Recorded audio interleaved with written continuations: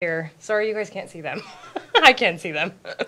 But if we're ready, I'm ready to get started if you guys are. Yeah, Natasha just gave me the thumbs up. So welcome, everybody, to our Curry County workshop. Our discussion action item today is the transportation plan. Before we start the meeting, if you don't mind, please stand and join me in the Pledge of Allegiance. I pledge allegiance to the flag of the United States of America and to the republic for which it stands, one nation, under God, indivisible, with liberty and justice for all. Thank you.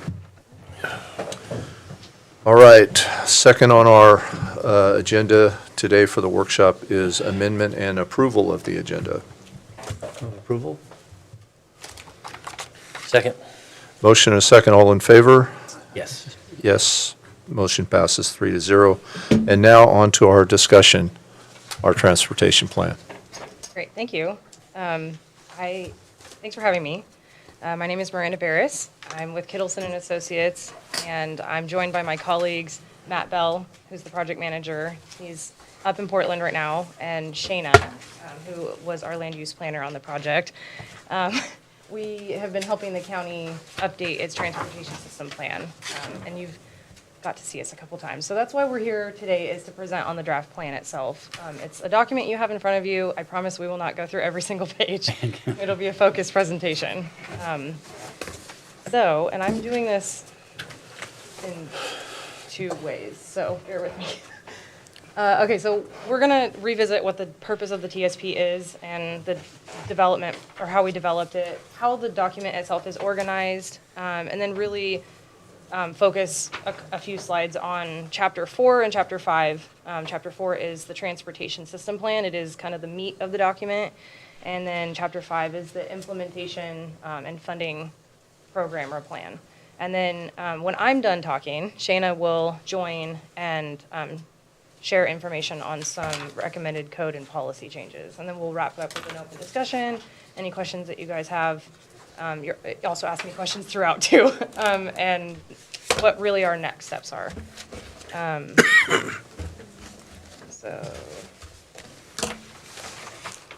Okay, so the purpose of the TSP itself is that it provides a roadmap of prioritized transportation investments for the county that really helps them meet its transportation needs over the next 20 years.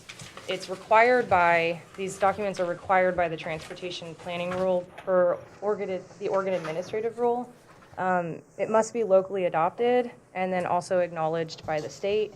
And then also they're important because they help coordinate local, regional, and state planning efforts in your area.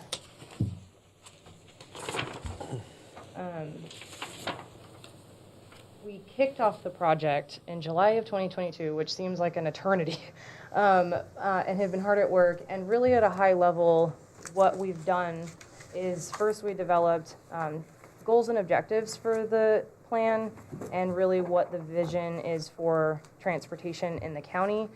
We assessed a lot of information, existing and future needs in the transportation system, from traffic operations to safety conditions to multimodal connectivity, and how it really, the transportation system interacts with land uses in the county. And then from that, and understanding input from our advisory committee and the community, developed transportation solutions based on that. I went through an alternatives evaluation process, and then also updated policies and ordinances that will help implement the TSP, and then pulled all of it together into the draft plan that you have in front of you. And also, the TSP was guided by a series of technical analyses, coordination with county and ODOT staff, direction from a joint technical and citizens advisory committee, input from your groups, and then also engagement with the public. The document, so the TSP is 2 volumes. You have volume 1. It's actually the shorter volume. Volume 1 is the primary document that contains the modal plans and projects, so really what the county needs in order to go after funding to implement transportation improvements. And then Volume 2 is the technical appendix that contains all the technical memos that we've been developing over the last, less than 2 years. Volume 1 is organized into 5 chapters. And Chapter 1 is an introduction, gives you some background and context on transportation planning in the county and really, the county's context, that it's rural, it faces unique challenges, things like that. Chapter 2 briefly introduces the goals and objectives for the transportation system. Chapter 3 summarizes all of the needs that we've identified. And then 4 and 5 are the transportation system plan itself, again, the meat of the document that has all of the projects that we're recommending, and some other modal plans for transportation modes outside of driving and walking and biking. And then 5 is the implementation and funding program, where we have a near, mid, and long-term implementation of what we're identifying as higher priority projects that are inside the transportation system plan. And so the next few slides are focused on Chapter 4 and 5. This information isn't necessarily new for this group. We talked about this back in October, so it's really just a refresh on all of that. So Chapter 4 is divided into, there's several sections, but it's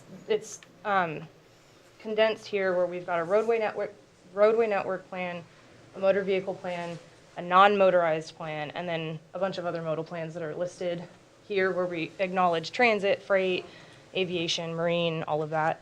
The roadway network plan is kind of your regulatory side of the transportation system. So who owns what roads? How are they classified? What do they need to look like based on their classification? And then the motor vehicle plan is roadway projects that are heavily focused on safety and based on our analysis. And then the non-motorized plan is anything like walking, biking, not using a motor vehicle. But most of the projects in the non-motorized plan still benefit drivers, so, but we still categorize them that way. And so I'm only going to briefly talk about the things highlighted in blue. They're critical elements that we wanted to touch on in this presentation. So the functional classification plan, or the functional classification system of the roadways in the county, really organize the network based on whether people need to be traveling from point A to point B, or they need to be accessing or local access to lands. And so it's important that the county has classifications for its roadways, and so does the federal government, and it's really important that those align, especially for funding purposes.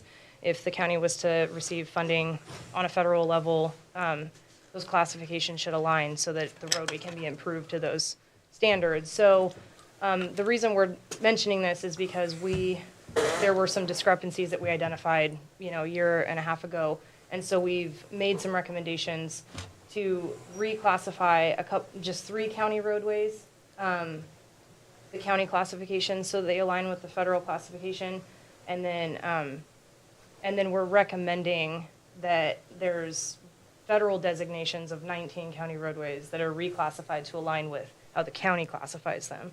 And that requires a request to the state, so there's some follow-up after the TSP for that process. But this map, it's small here, but it should be bigger in the document, shows really where your arterials, your collectors, major and minor, are in the system, in what we're recommending as the functional classification system. And it's important to note that, over time the county can, revisit its system, and if as priorities change and as the county changes, if those classifications need to change over time, they can be revisited, so.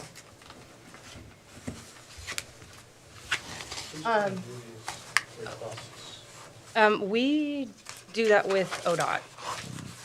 At least the last transportation system plan I did, we worked with ODOT to send in that request at the end of the project.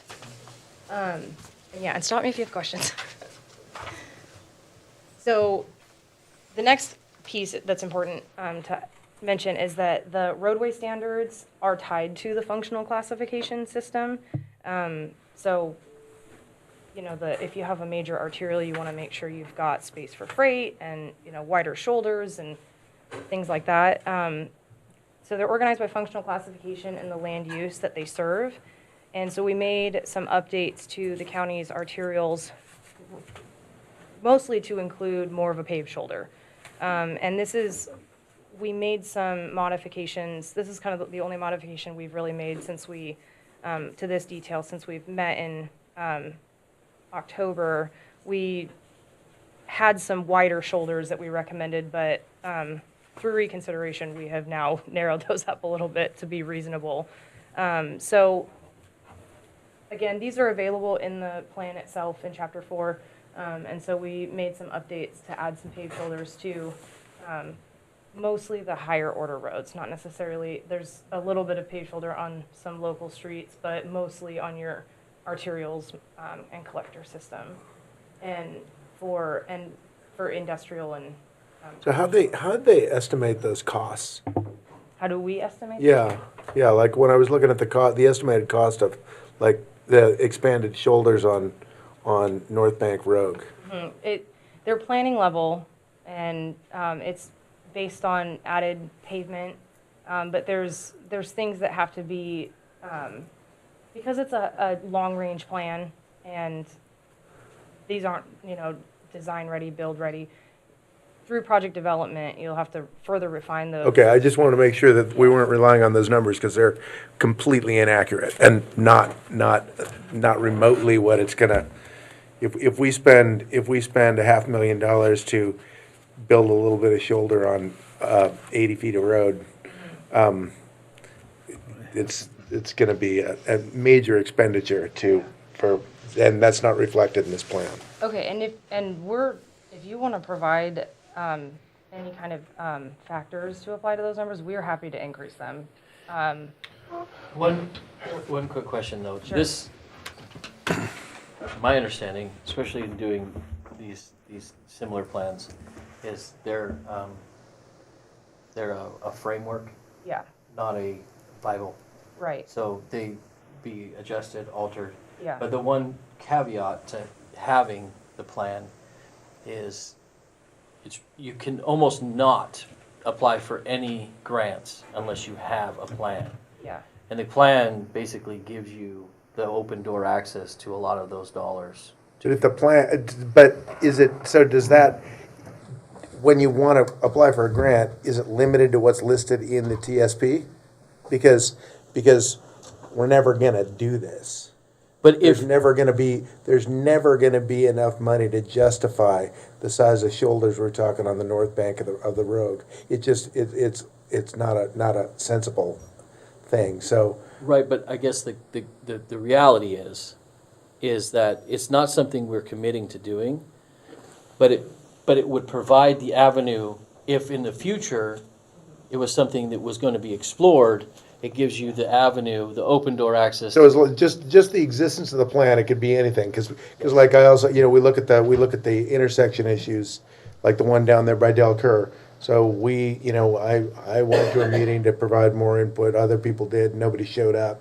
So, and then I see that there's a determination that's in the plan that's right, I'd like to have that, explained to me. I know it was never explained to the actual stakeholders, because I'm one of them too, and that never happened. So, because that answer there is a non-starter too, and that had been communicated to the consultants. So I just want to, as long as this doesn't mean anything, then I'm cool with it. Well, I mean, what it means is that, from my understanding, in doing these in the city as opposed to the county, similar thing, is that it provides you basically some framework to be able to go forward with projects in the future, should you choose to go out and look for the funding to do those projects. That makes sense. It identifies, it says that you've looked at your system and you've evaluated it and you know there's a need there, and we have it memorialized and we want to fix this. And so And the estimates are a starting point. They're not, Okay, I see a Design lot of construction. shoulders, I see a lot of shoulders, and that's not necessarily a need in a lot of the places I look. I see issues regarding rumble strips, north bank of the Chetco Road. I see signs that's a great start, so we can stop killing so many people on that road. But more wider shoulders will encourage greater speeds by the people who get killed on that road. So I mean, as long as we're not bound to anything here, that we can acknowledge that the roads exist and they need help. yeah. So, That's- so, ma'am, just to understand the context of everything that we're talking about right now, the elephant in the room is we don't have any money. Right. And, And that's not uncommon. we face two significant financial cliffs. One is a shortfall in our general fund, which is very significant, and the other is our diminishing road fund reserve, our savings account. So, when we see the framework, and the framework has $170 million, and it's 20 years, and we're planning for all that, the reality is, we have a funding solution that we're presenting to the community, which is in the form of public safety levy. But if that doesn't pass, the reality is that we are in some very serious financial trouble and will be very limited in what we can commit to any project. So that's just to frame the context for you and for anybody watching, that's Curry County's situation right now. Sure. But And I think, sorry, one quick, Spirit. The piece that I think that we have to acknowledge is all of these projects, we would be providing a match towards the fundamental supplemental. Yeah, there would be some matching fund Right, responsibility. correct. Now, some of it, none, some of it, some, right? But the reality is without a document, you have zero chance right.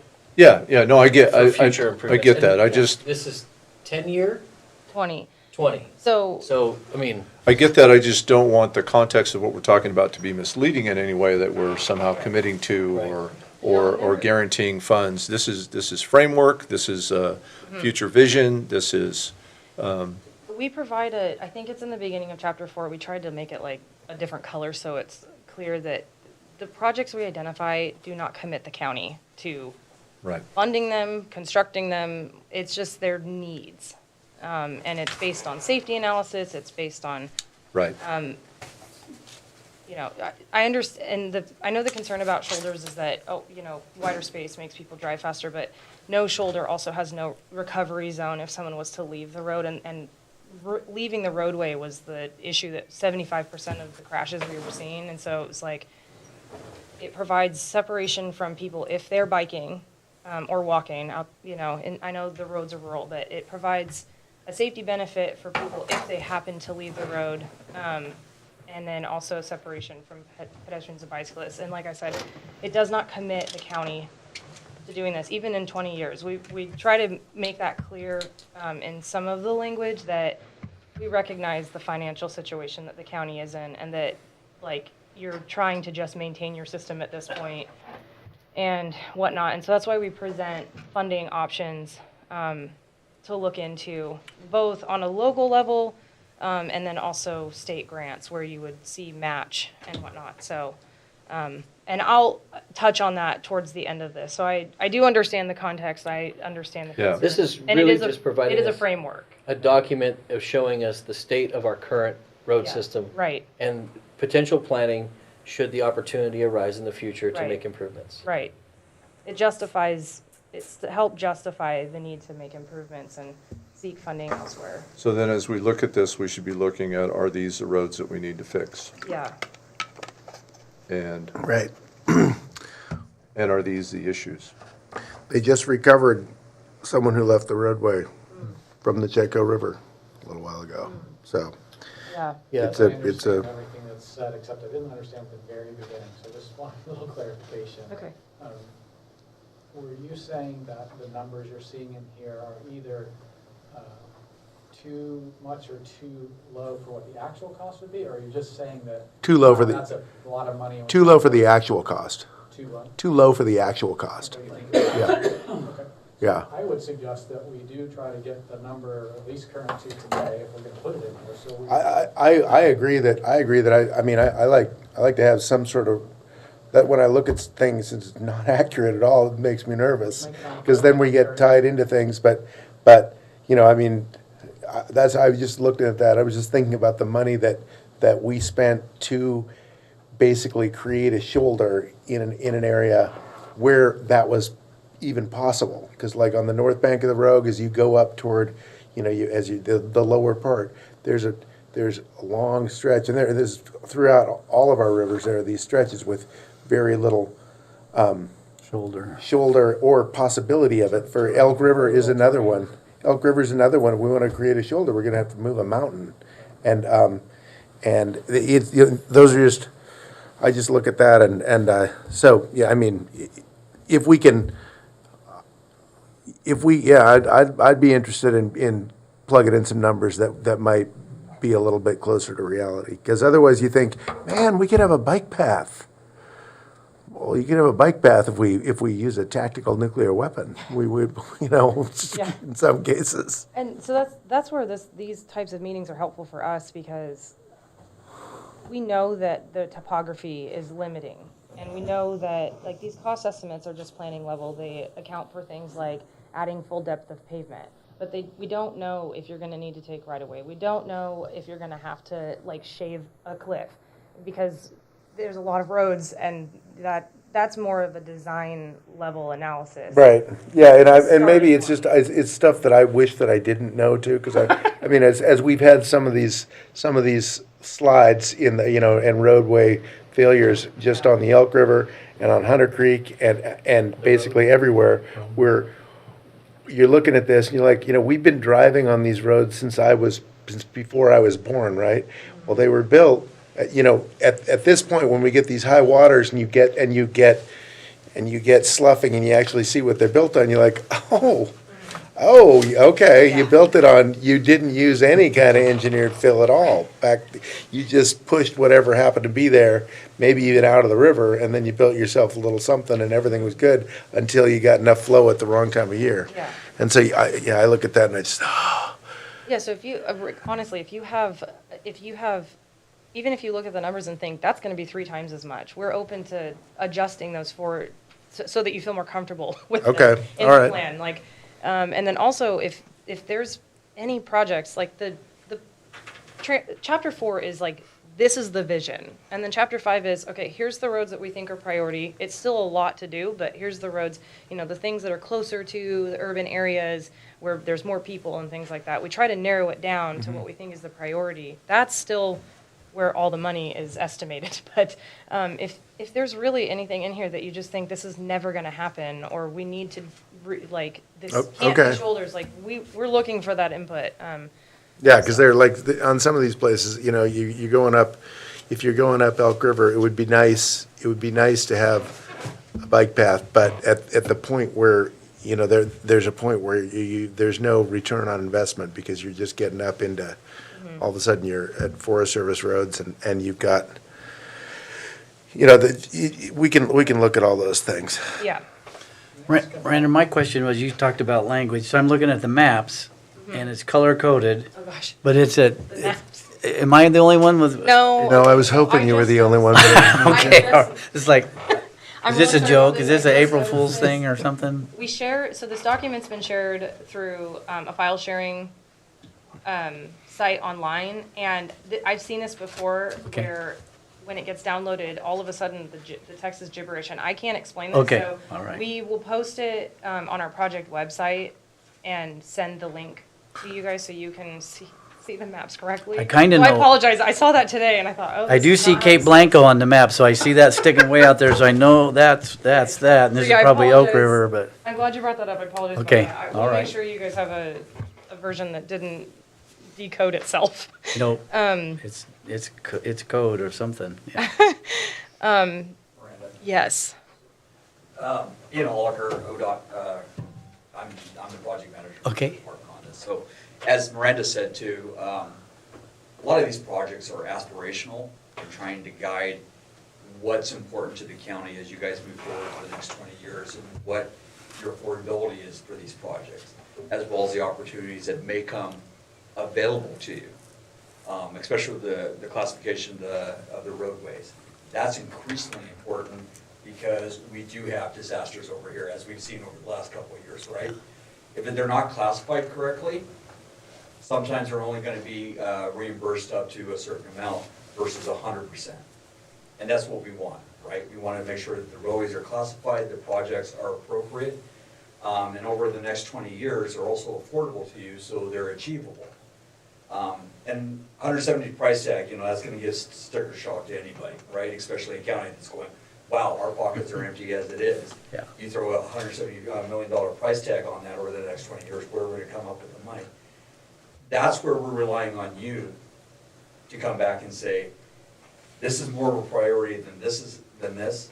This is a priority, this isn't a priority, and classify those. So Kittleson, Miranda, and Matt can kind of go back and help you kind of guide that out for the next 20 years. So you have an idea, like, you know what, we only have $2 million a year.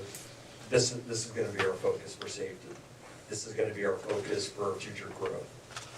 And especially with the development regulations to help your planning staff and development staff be able to offset some of those costs as that new development comes in as well. You're gonna want staff to take a look at that and prioritize that. If it's a no-go, if it's a project like, that ain't happening in 100 years, then, you know, let us know, so we can classify that appropriately as more aspirational than something that, you know, we figure we're gonna put on the ground. Yeah. So this is your opportunity to go through and say, okay, for the next 20 years, this is kind of what we're looking at. And then I'll be the first to say, the numbers in there are a starting point. You know, even ODOT, as we go through and we look at our planning numbers and we get to design and scoping and with inflation, the numbers that we came up with 3 to 5 years ago aren't even appropriate to what there are on the now. Sure.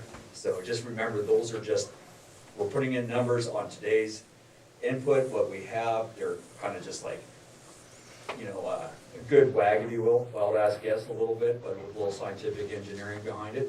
But it's, I wouldn't get too wrapped up on it, just understand that's kind of the starting point.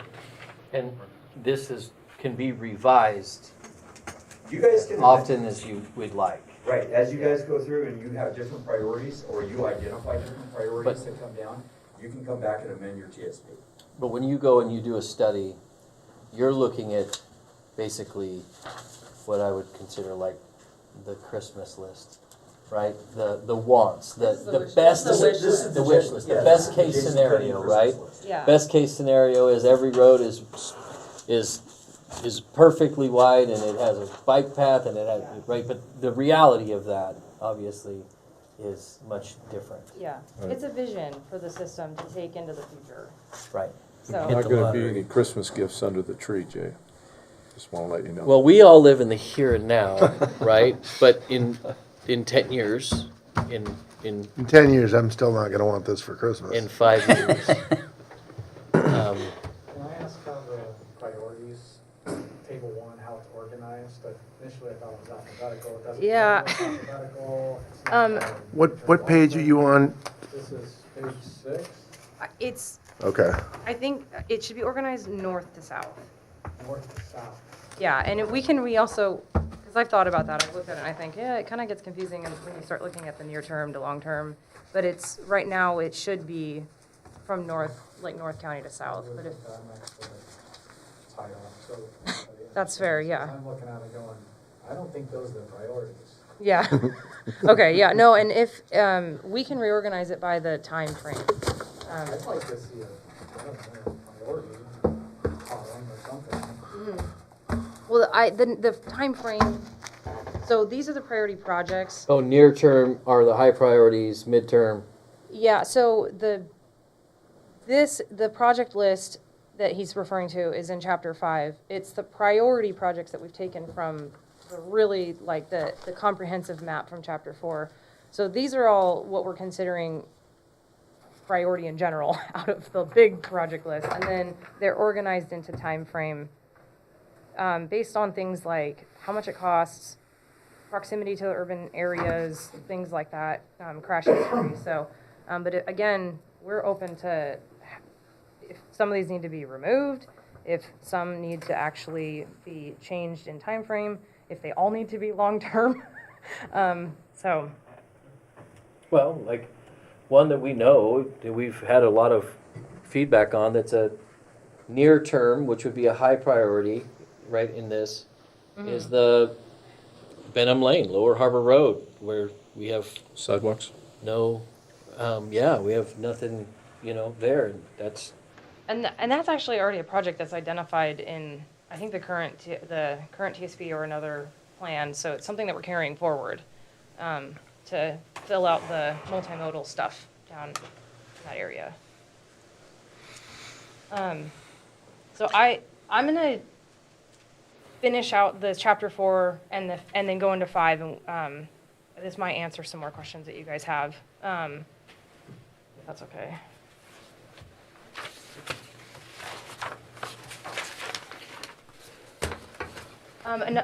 And then another piece that's important about why we've kind of also identified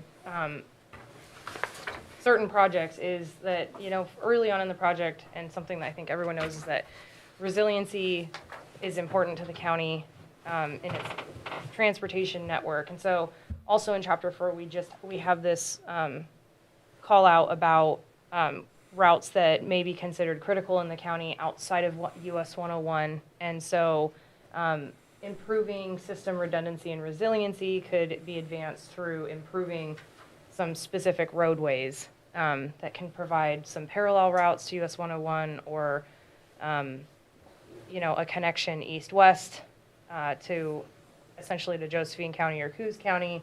Again, these are really aspirational, but identifying some specific routes that we consider might be critical to improve. So also open to input on this. But that's, I think, really what wraps up the roadway network plan in chapter 4.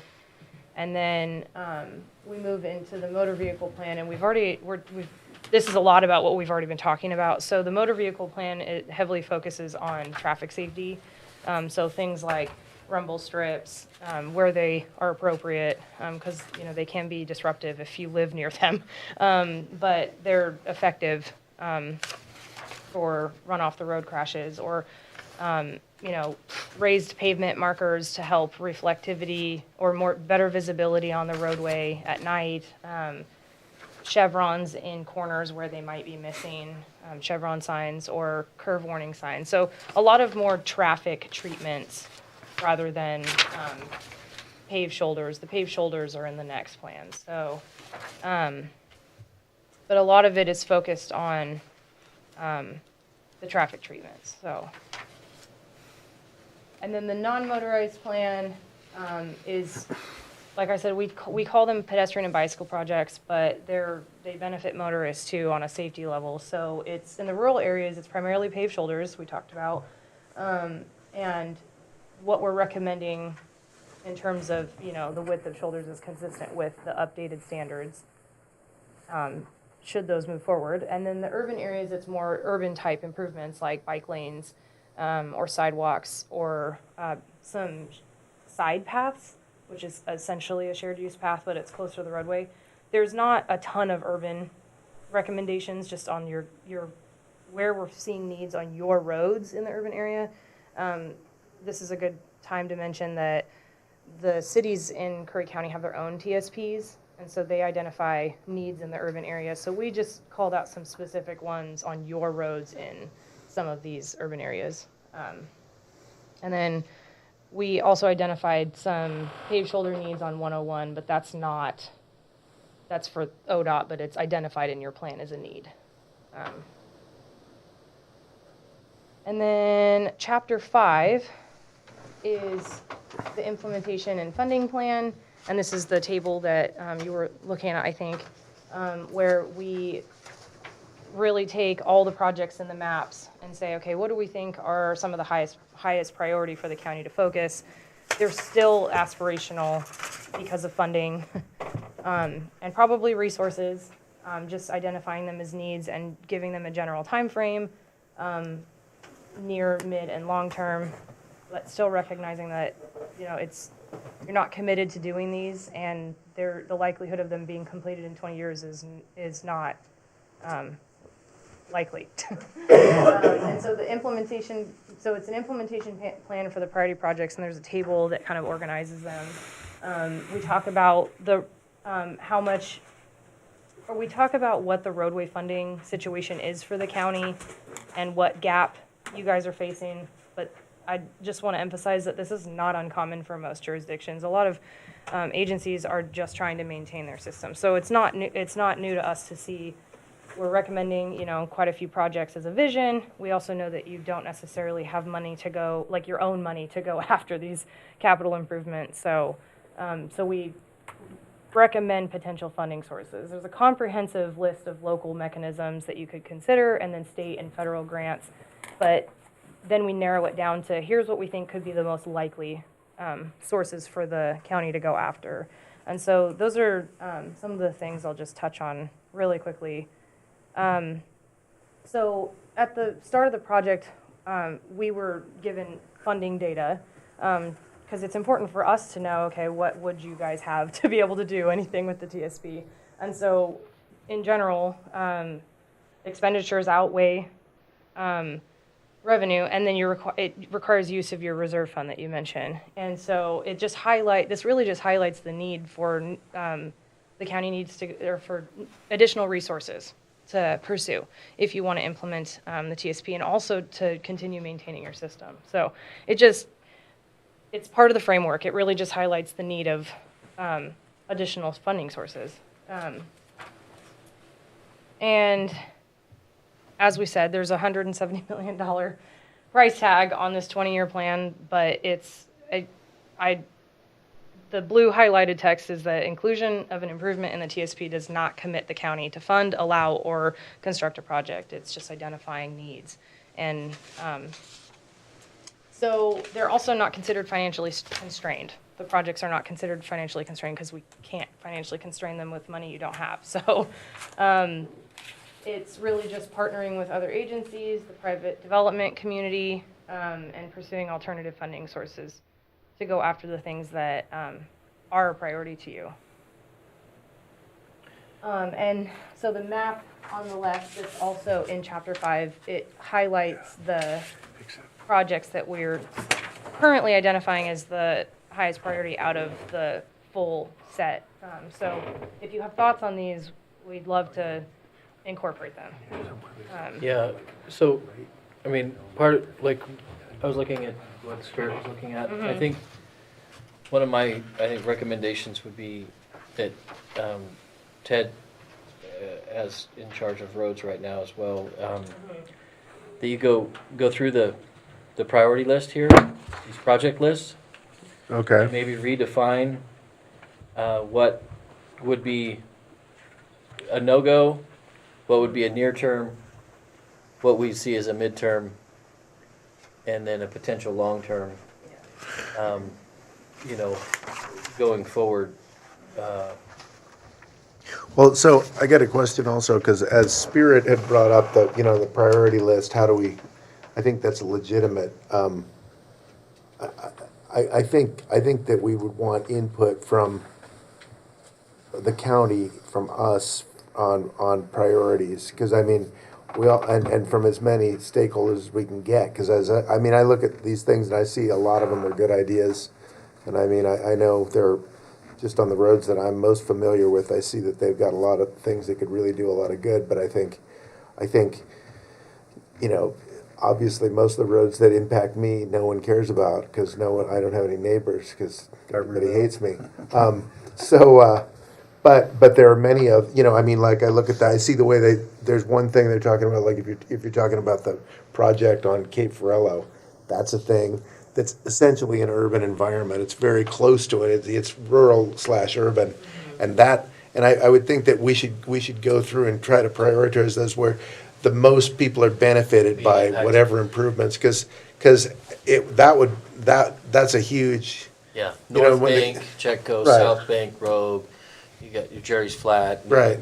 Cape Ferrello, but And I think what I'm saying is, I think that's what we need to do. I I think, kind of feel like we have to just get in a room and do it. yeah, Well, we could also put some data on this, like, you know, Wasika is a small number of people, but it's also a small amount of roads. So Right, maybe right. We should have a metric that's like the number of people affected per mile. Yeah, I think that's a good idea. And we can see like, hey, bang for the buck, this money is going to Right. benefit the most people. sure. But then also, if you're talking about adding shoulders on Carpenterville Road, that That'd be benefits state. us, but it's the state, but it also benefits the state and everybody as well when Houston goes out. Right. Because every time Houston goes out, you know, We come up us and tear up vultures the are just property. waiting for the people to go off the road, and then we strip their cars and take all their stuff, right? Well, even if Cape Fella's looking like it might slide off, and if Right. those were in the same boat. Exactly. All of a sudden, you got people going around there. Yeah, no, that's Yeah, I did that's our, that the that's other our day. vital alternate roadway. Yeah. But, yeah, I mean, and if we took a traffic study, Benham Lane would be number one, because that Good. is nonstop Right. traffic, right? So, Yeah. yeah, I think you mean more Lower Harbor than Benham Lane, because Benham Lane. Lower Harbor, Lower Harbor, yeah. yeah. Benham Lane's got a sidewalk, but once it hits the Lower Harbor, it's gone. And that is nonstop traffic. It's hard to even get out there some days. Right. But I think what we have to do is, you said, we have to lock ourselves in a room and say, these are no-goes, we need to do, these are Priority. a good idea, and these are maybe in the future, right? Yeah, Type of, that's helpful for us. We would love that context. If we put Okay. a metric on it, like I said, benefit per, Right. you know, person mile, and then ask for, I know you guys are into using survey tools and stuff, but getting input like Ted said. Yeah. Would be good. well, I think it also has to go benefit, but the benefit also has to be measured, I think, in severity, right? So like, is this a safety thing, or is this we'd really like a bike path, right? Right. You mean, we have to prioritize the safety things over the cool bike path, right? So, Like everybody wants a walking path on Lower Harbor Road, but the reality is a lot less people will die if there's a walking path on. Yeah, Lower we've had Harbor. fatals down, Right. we've had And fatal so- crashes down. But I mean, that's a dual benefit thing, you There's know. Economic development benefit there. Right. It's more desirable area. Huge. yeah, so I think if we go in with the framework that this is just a guide for us to go in and do that kind of work, it's easier to swallow. Also, it's a good reminder that we also like to know, and I think this is written around these priorities, that your priorities can change too. Like, things can move up and down. Yeah. You're not locked in to the timeframes that we've mentioned. We'd love to revise them based on your input, but also in 5 years, if something is like more important, it's okay, that's okay. Sure. So some Well- things can shift around too as you guys evaluate. Well, and priorities will probably adjust with the immediacy of a need. So like, you know, if North Bank Road slides back in, right, and there's a spot there where we identified that needs to have an improvement anyways, when we go to rebuild it, we might as well rebuild it with the improvement. Right, right. And knock that out while we're doing it, you know, so. Right. Yeah, so if you guys want to focus on that table, that would be helpful. And, I mean, other things too, but that table really pulls what we think are the priorities to the surface, but these are your roads. So if you want to provide us feedback on that, that'd be great. And if there's something from the maps in chapter 4 that could be missing from that table, you know, let us know, we can add it in, so. Yeah. Well, I think.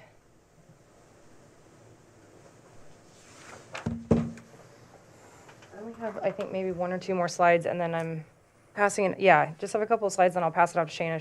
She only has a few slides.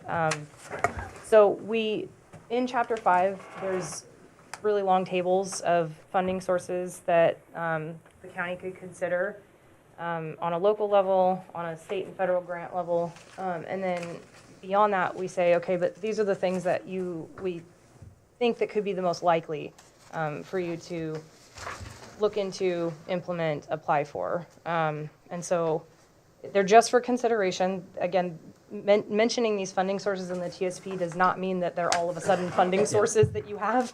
They're just suggestions. ideas. And also it's important to note that funding sources change all the time, especially like when that's at the state and federal level. You're well aware of this. So those have to be monitored over time. So some of these things may not exist in 10 years.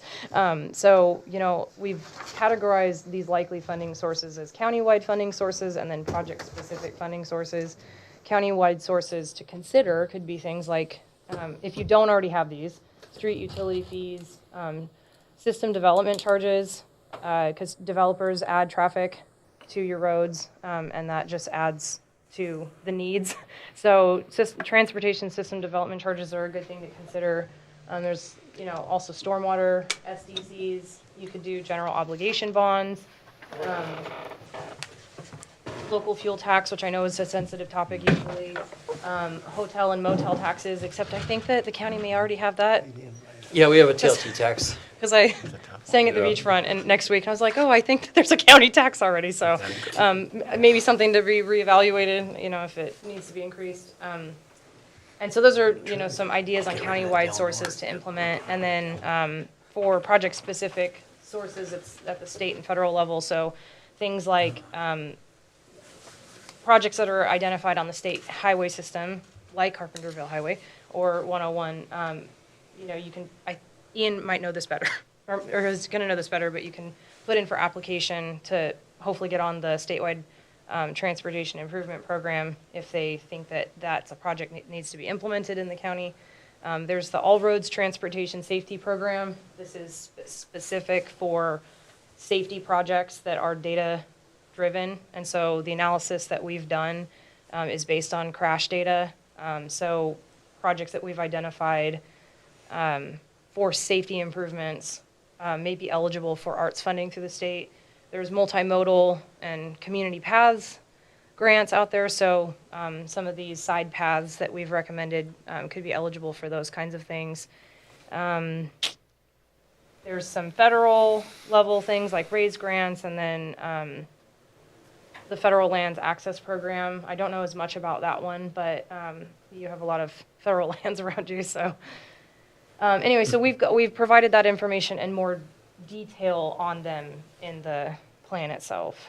Briefly, in 15 seconds or so, tell me what an urban growth management agreement is. Boy, I might have to call on Matt for this one. That's like Oh, you want to, Shayna, you want to answer?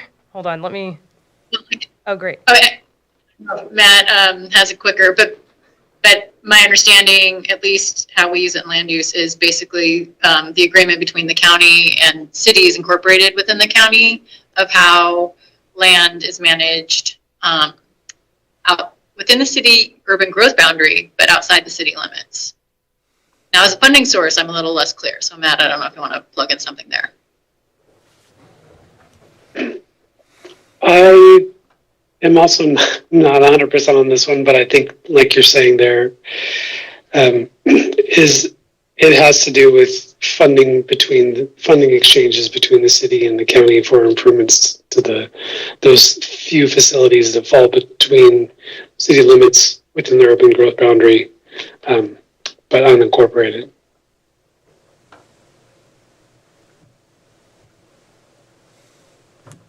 Okay. Okay, and then I just last slide from me is we showed this last time we were here. We've also developed project perspective sheets for the priority projects that are in the table that you were looking at that provide more detail than what's in the chapter itself. These are going to be, I don't think they're with you right now, but they're going to be included in the appendix, I think volume 2. And so these say, what our planning level cost estimates are, potential funding sources, potential funding partners, some context on the area where the project is recommended, things like existing and future traffic, what's the crash history, so items like that. So just a little bit more detail on the roadway where we're recommending a priority project. And so depending on the outcome of when you guys review the table of projects, these will also be changed with that, revised, so. Okay, I think if there's, at this point, if there's no other questions, I'm going to hand it over to Shayna to talk about policy and code. And so you guys can hear her okay, right, when she speaks? Yeah, let me know if I need to speak up. The heater in here did just kick in, so let me know how my sound legibility is. And again, my name is Shayna Reberg. I'm with a company called MIG APG. Don't know how many folks are there in the room? In the room with you, Miranda? 8, you said? 9. There's a few of us. And it's, and pardon me, yeah, and excuse me if I missed it at the beginning too, because I came in like right as things were starting, I think at 2 or 2:01. So I might have missed some go-rounds there, but it's a mix, right? We've got Bureau, or pardon me, Planning Board of County Commissioners. Yeah, right. And Planning Commissioners. Okay, cool, thank you. So I don't know if I've maybe met some of you before. We worked with Kittleson in Curry County. We last worked together there in the county on the transportation or the transit development plan. So kind of the corollary to this, but very transit specific. So honored to have gotten to work down in Curry County before, and again alongside Kittleson. But yeah, we're a land use planning and long range planning firm, so we get to work on what, at least to maybe some of you, is perhaps a little more interesting. To most folks, policy and development code can get pretty in the weeds, but honestly, it's important to us because it's part of implementing all this hard work that you all have been doing on the transportation system plan. So, so we dig it and we think it's important. And I just wanted to spend a few minutes going over what I think you might have seen so far. There were 2 memos that we produced, one that was policy specific and one that was kind of development code, or actually zoning ordinance specific. And so I'll give an overview here, but stop me as I'm going if you've had time to review the work we've done and have particular questions. Otherwise, I think there'll be a little time after this meeting if you get to review things after this meeting and have questions. But basically, again, setting everything up for implementation of the TSP itself. So on the policy side of things, we are looking to recommend kind of an updated set of transportation related policies in the Curry County Comprehensive Plan, very specifically section 12.8. So there's a set of policies hanging out in that section of the comp plan right now. And we have a recommendation or a proposal for an updated set of those policies, and the kind of ingredients that went into making that policy cake, if you will, were a mix of the purpose and need statement from this project, from this TSP update, as well as the goals and objectives that were developed early on in this process, and you'll see those reflected in a chapter in the draft TSP.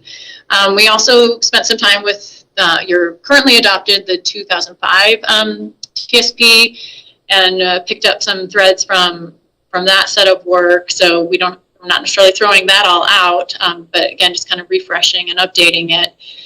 And there were also some things that from the current transportation, from the current comp plan policies that we felt were useful too. So put that all together and came up with a set of policies that, again, it's in a memo. It's appended to a memo that I think you all have seen at this point. But basically, it's a set of policies, I can go to the next slide, that are categorized and organized largely mirroring how goals and objectives for the TSP are categorized. So it's a little subtle and maybe a little confusing, but the goals and objectives in the TSP are not exactly, they're really similar, but they're not exactly what we recommend as policies ultimately.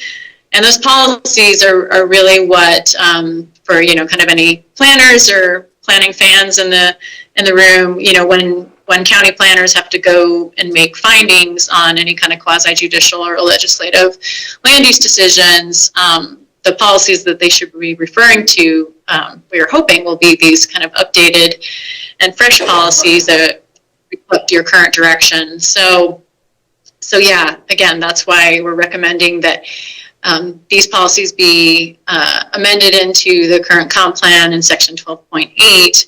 But again, largely mirroring the themes that are in the TSP as goals and objectives.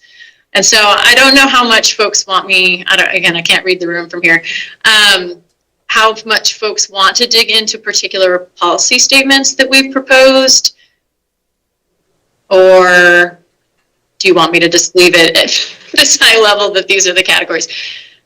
Pause. Do you guys want to dig into anything, or are you okay with keeping it high level for now? Is there anything in particular? Otherwise, we'll stay high level. High level. Okay. High level is fine. Pardon me, what was? High level is fine, Shayna. That's fine. Yeah, I mean, I guess I will just say, you know, when it comes to just this shot of the goals right here, of course, safety and resiliency is something that you've all already been discussing during today's, you know, presentation and what Miranda has led.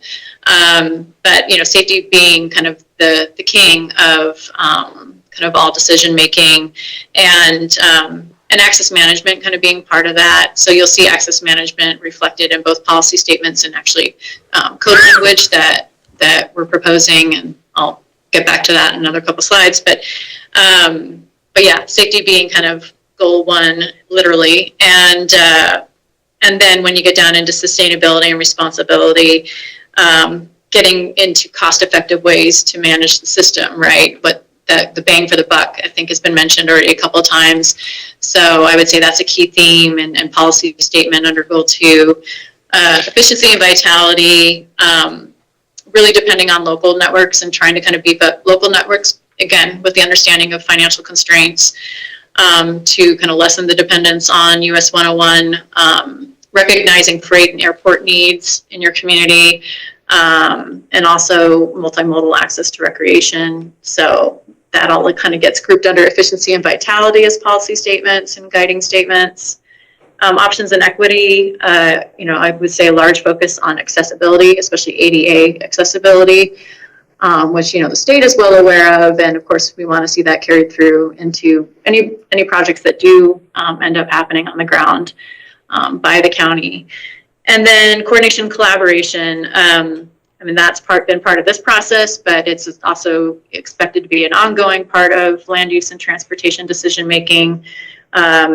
You know, both internal kind of county coordination, but definitely the external coordination. And I would say a good amount of that has already happened, like with Curry Public Transit, through that transit development plan. You know, your partnerships with US Forest Service because of all the forest roads in the county, as well as first responders when it comes to, you know, the resiliency that you're looking to build in the system. And then, of course, land use and transportation coordination, which is, I would say, largely realized through code. So that's where we'll go next. And I think we'll just skip this interim slide. Skip this one, Shayna. Yeah, I would say these bullet points really have to do with a discussion we had in the policy memo. I would say of these items, a lot of it is represented in the code work. So we can kind of defer to the code work, and or it's already kind of represented in county policy. I would say the only discussion item that I don't know that we have much direction to advance on as a part of this process is the jurisdictional transfer piece. We offered some kind of sample language in our memo, in our policy memo, but I think that one just remains out there as a discussion item. So not much specific direction that we're proposing as part of this process. All right. So again, that kind of wraps up like the code the policy and comprehensive plan, potential change pieces, and then getting into implementing the comprehensive plan is the Curry County zoning ordinance. There's also a land division ordinance, but honestly, when we looked at it, we didn't really have as much to recommend in changes to the land division ordinance. So our proposed changes really have to do with just the zoning ordinance. And these changes, these amendments that we've proposed, again, in kind of code-specific memo and attachment to the TSP are really driven by what some of you might be familiar with, which is the state's transportation planning rules, or the TPR. So compliance with the state rules, but really a lot to do with just implementing, again, the good work that's been done in developing the TSP. And so there's just some very direct connections between the TSP and what should be in the code. There's also a little bit, I would say, of projects, just scope in general, that's reflected in some of these code changes. But for the most part, I would say they're TPR and kind of TSP consistency driven. There's at least a few sets of the proposed code changes that I would call, pretty minor, and almost just more like housekeeping. Or at least, I would say part of your probably common practice already, in terms of notifying other agencies, particularly transportation agencies, and then just updating code definitions to reflect any new terms that are being used in the TSP, and then TSP-related code changes. So probably not a lot to dig into there, but then the next slide highlights some of, pardon me. There's Yes. a question. Yes. So the proposed changes in the paperwork we have in front of us, or is it somewhere else? It's a separate memo. That if you guys haven't seen it, we usually distribute these for review. They may not have gotten to you, but we can provide it. We may need to get your email addresses, if that's okay, before I leave, if you're okay with that, to make sure you guys get these documents, or share them with whoever coordinates with you. Yeah. So it is a separate memo, one of our latest that we can provide. The planning commission would like to review it. Okay. Go ahead, Shana. Yeah, because I do want to kind of touch on adoption. I'll do it at the end, which is a little bit maybe cart before the horse, after the horse after the cart. But so yeah, in case, especially for those who might not have seen this set of changes yet, and the memo that Miranda was just referring to does present the changes in what we call adoption ready format. So we've gotten it kind of as far down the field as we think is reasonable, and then it definitely needs, your two organizations kind of sign off, buy off on. So any tweaks to get it in shape for what you would reasonably consider adopting. So, but I think it's a great start. I would say the most substantive areas of code amendments that we're proposing have to do with strengthening what are already some access consolidation provisions in your code. And so really trying to kind of move away from access onto collector arterials, or highways for that matter, when there are opportunities to do so. And I would say, like, the language in the code right now is a little more in the kind of should or may, and we recommend strengthening that a little bit more to more shall type statements. Again, when development and redevelopment opportunities present themselves. So I would say that's a more substantive area of potential code amendment. Then there's traffic impact study requirements that we're proposing that I think really reflect probably a lot of current practice within the county. This is just a way of literally codifying, formalizing what might be in large part current practice. And those requirements have a lot to do with what thresholds are, what would trigger a traffic impact study, and the kinds of review criteria you would use in reviewing a traffic impact study. And in the arena of bike parking, again, something that might have happened to some degree just by common practice, but there was really nothing in the code about requiring bike parking, and even just low levels of bike parking for mainly commercial and those type of uses. So there's specified uses where bike parking would be required, and just some very basic requirements about how many or what kind of space you need around a rack if you're providing a rack. So what we think of as fairly standard and basic, a set of standards when it comes to bike parking, but something new for the code. In terms of pedestrian connectivity, again, an arena where, this might have been done as a matter of development or common practice in the past, but there was just nothing formalized in the code. So I would say, for the most part, these standards that we're proposing have a lot to do with, asking for or requiring direct pathways between, buildings and the street, and really making a site connect better to its surrounding environment. The last two, the transit access and supportive improvements, that this is really a reflection of the work that the county was doing with Curry Public Transit and that transit development plan process. So that just wrapped up last year.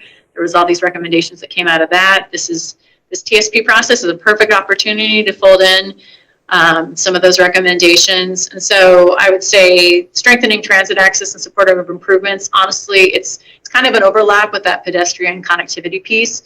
Like, if you have an existing or planned transit stop along your frontage, do you have a pretty nice, clear, direct pathway to it? We just want people to be able to get to that existing or planned stop.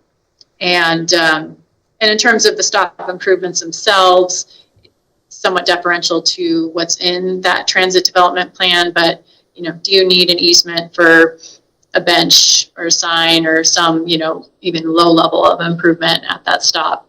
So not an extensive code add, but one that we hope really solidifies the work that had been done with Curry Public Transit. And last is a direct reflection of recommendations being made in the TSP, and Miranda was showing that earlier, but those kind of updated cross sections. So you have a section in your code that is mostly, I want to say it's a table, it's not necessarily pictures right now. And we just want to make sure that that table reflects all the same things that are shown in the cross-section images in the TSP. So it's an important change, right? Because I think that triggered a lot of conversation earlier. But it's really one that just is a large matter of consistency. If it's being shown in the TSP, we want to make sure it shows up in the code that way too. So I took more than a few minutes. I have a question here. I don't know if this is the right venue or not, but let's say we robust our code with some of these things, and there are already some road design standards in our zoning code that we have a difficulty imposing on developers, because let's take a project in the corridor for urban growth boundary, for example. A guy wants to develop a neighborhood, but all the distance between his development and the city doesn't have sidewalks, but we're telling him he's got to put in sidewalks in the middle of nowhere. So this is really for everybody, but how do we bridge the gap between having road design standards in our code and actually implementing them when there's all this development that doesn't have it? Our zoning code says we're going to do it, but there's been several use permits over the last couple of years where we have not held the developer to the full standard in the code, because it seems unfair when there's 2 miles of road between him and the city that doesn't have any sidewalks. Either from you gentlemen or from the consultants, why would we put this in the code? Yeah. That was one question. But how do we bridge the gap if we want to have nice neighborhoods? Because I think sidewalk can provide really wonderful family neighborhoods. It's great. But we're kind of in a situation where it's hard to make people pay for all that concrete when the county is not paying for it. When it's going to go for 40 feet and stop at the next person's thing. Yeah, or the county road doesn't have it. And then, yeah, I mean, in some cases, you could do, we want to have the flexibility. If obviously, if you're trying to solve this problem in a patchwork way, then which we're limited in funding. Well, then can you do deferred improvement agreements with people and get them to commit to doing this when the time comes? That seems like it makes a lot more sense than building 70 feet of sidewalk in the middle of nowhere. But I think that's, you just kind of the way you write those, that's the way I would probably want to approach it. So if you're providing implementation-ready language for us, perhaps you can consider how to phrase this. Yeah, and again, I can't see who's talking, so I'm not sure who said what, but yeah, it's very true, and I actually don't. I'll have to look back at the code to see, because it's pretty common, whoever was just speaking to the provisions that are kind of options to providing sidewalks at the time, but being able to provide for them at some future point as needed. So that's incredibly common in different jurisdictions, codes. And so if it's not already in the county's code, I can provide some language along those lines. I don't know if the question too had to do more with, I mean, going, like, you can't go back in time, right? You know, kind of what, in the sense of whatever development occurred, and for whatever reason, the sidewalk wasn't required, and so none was built. You know, I think it's maybe stating the obvious, but until those properties either develop or redevelop, you know, the property owner wouldn't be on the hook to provide what hasn't been provided, short of the county having a project to go back through and do that. But I don't think that that's realistic, given kind of given what we've talked about today with funding situations. So so I do think it is a case of you know, going forward, and if these are adopted both in the TSP and in the code, I mean, it's, you know, you all are the decision makers, so ultimately we defer to you, but I think it is just a matter of, in a way, kind of standing ground on what your current standards are. But with, I think if there is not already, providing that option of when it's maybe not as sensible to provide a full cross-section in certain situations, but that there is still a way for that kind of that developer, if you will, to be on the hook to provide that at some point as needed. So I think it's a good way to go. Around it too much. It's a good way to go forward. Pardon I mean, me? to have deferred improvement agreements like that, because otherwise you can, you know, when it's hard and fast and you're making and you've got this kind of outrageous requirement that's just applied to you, then that tends to suppress growth. Because you know, that, I know the situation in the city of Brookings where somebody they had redwood storm drains still in the ground, but they wanted this one property owner to build storm drains to connect to the old redwood storm drains. And they said, how about a deferred improvement agreement? They said, no, we'd rather you do it right now. So that didn't work out. Anyway, it's better to be flexible with the people we're trying to work with. Yeah, but I think, you know, situation, kind of site-specific considerations in mind. It's important to have these standards on the book, right, and have that as an expectation for development going forward, with the kind of caveat and the allowance for some flexibility there if the situation, Right. you know, if it's just so unreasonable for the situation. So I think that's a great add, and I'll go back and again see if the code doesn't already have that. If it doesn't, then we can provide some of that language. And Matt, I don't know if Matt or Miranda, if you wanted to. The only other thing that I was thinking about there, Shana, was a fee in lieu or a pay in lieu type of a situation, which is not unlike a deferred improvement agreement, I suppose. Mm-hmm. I think that I have seen some creative ways for agencies to also spend the money on other projects, so it's not necessarily immediately along the frontages, but you know, just loosens up the requirements a little bit, so that if you collect a fee in lieu or pay in lieu somewhere to the north, you could apply it to a project similar to the south, for example.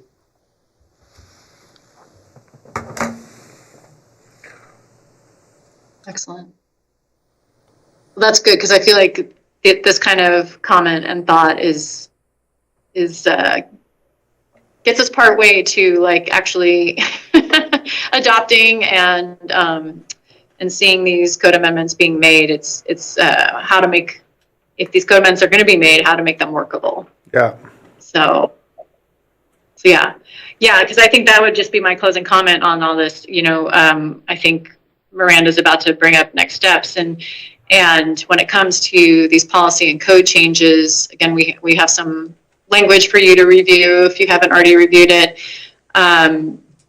There's some state rule compliance issues tied up, and especially the proposed code changes we have. But we have seen jurisdictions both, adopt the TSP and kind of policy and code changes in tandem. And then there is also models where folks have subsequently adopted policy and code changes. Decoupling it like that means it's two different legislative processes for your two bodies to have to go through. But there's reasons, I think, kind of strategic reasons why sometimes trying to do it all at once or decouple it and do it, do the policy and code subsequent to the TSP can make sense for your community. And I kind of leave that to you all to decide what might be the better fit, all together or decoupled. But yeah, if we get you, especially that kind of enhanced language that we just discussed, I think that you should have a good working model of what those policy and code changes could be. Okay, well, the last slide is just next steps for us. We heard a lot of good things today, but we'd love it in writing to incorporate into the TSP and to finalize it, then to bring it into the adoption process. So this is a joint work session to present the draft and really get your thoughts on it, to move into the adoption process, and hopefully where it's smooth and everyone agrees with what we've got. And so right now we've been told we have a planning commission hearing on the books for April 18th, and then a hearing with this group on May 16th to help with the adoption process. So hopefully that's not a surprise to anybody. It might be news. But this is what we have on our calendars, so we plan to come back for those hearings, which would mean, unless you need more time to provide us feedback specifically on the priority projects and then the code updates that Shana talked about, if we were to stick to the schedule, we would hope for feedback in the next couple of weeks. But if that's not enough time, we should probably talk about that. So, but that's what we have on the schedule to wrap up the project, and really, you'd have an updated TSP in May.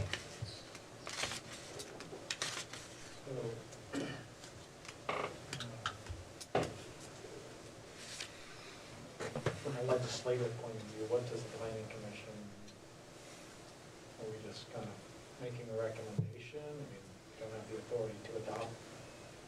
Right. Plan, I don't think. What is our role? Recommendation. Yeah. So we meet with you, and if you think the board should adopt it, that recommendation gets carried into the next hearing, is from what I understand. I don't know, Matt, if you have any things to add. I don't know if you No, I think that you covered that well. That typically the planning commission, usually the process from here is that we'll collect feedback from this group, and like right now what you have in front of you is call it a preliminary draft of the TSP.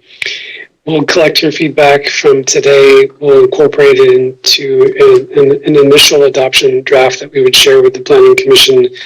Planning commission would then make a recommendation to the county board. They can also, ask for additional changes for us between the planning commission and the county board, and then we'll bring it to the county board. And again, the board has an opportunity to once again ask for additional changes. Usually would be in the line of like, approve with such and such changes and things like that. That would be a normal process. What does volume 1 mean?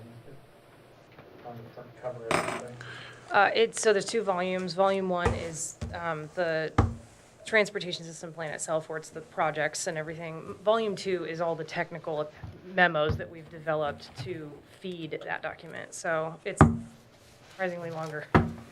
So volume 1 is what gets adopted, right, Matt? Volume 2 doesn't technically. That's correct. And as Miranda's saying, volume 2 is probably upwards of 600 pages because it contains all the technical memorandum that were created along the way, but also provides some background information that folks like us usually like to reference as we're going through and trying to understand maybe existing conditions, maybe alternatives that were evaluated, maybe how we went about prioritizing some of these projects. Detailed information on each of those steps is included in the various tech memos. In the technical appendix. One other important part of the technical appendix, and Miranda, I don't know if you touched on this at all today, is the project prospectus sheets. I know you had a slide on that. That is also included in that technical appendix, and those project sheets are essentially a detailed description of each of those individual projects that are identified as being high priority. So that is also included in that volume 2. We will definitely need to see the proposed plan, zoning code amendments right away. Okay. Stay on a schedule like this. Okay. So, Miranda, those are actually available on the website now. If you haven't done a plug for it yet, it's projectcomment.com/Curry County TSP. And maybe you can help share that out with folks while you're there. What you're looking for is Tech Memo 8.1 and 8.2. Those cover the plan and policy, or pardon me, the policy. Shayna, you know what they're called. The policy updates, yeah, and then the code changes. So it's kind of a two-step memo where the first one provides that kind of high-level overview of what is ultimately created in the second version. I got to projectcomment.com. I'll get you the website. Okay. I have to. don't I have can't remember, fingers. but I pull it up on Google and it remembers the site, so I'll get it to you guys. Question for the BOC.